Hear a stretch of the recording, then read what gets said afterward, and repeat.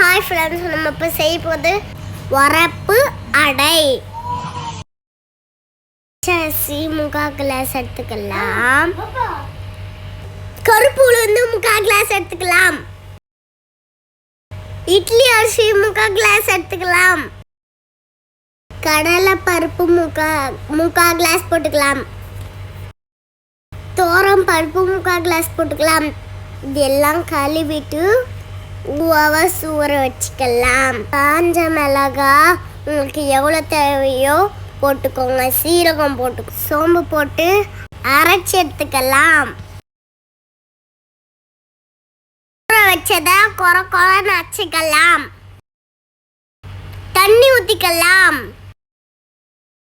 இந்த மாதிரி அரைச்சி எடுத்துக்கலாம். பெருங்காயம் போட்டுக்கலாம். கல் உப்பு போட்டுக்கலாம்.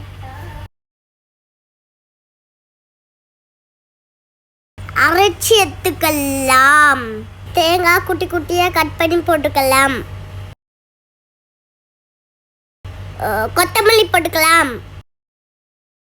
கருவேப்பிலை போட்டுக்கலாம்.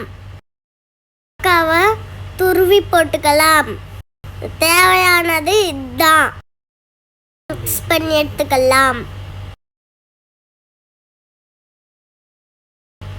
இரும்பு கடாய் வச்சு சூடு பண்ணி எண்ணெய் ஊற்றிக்கலாம்.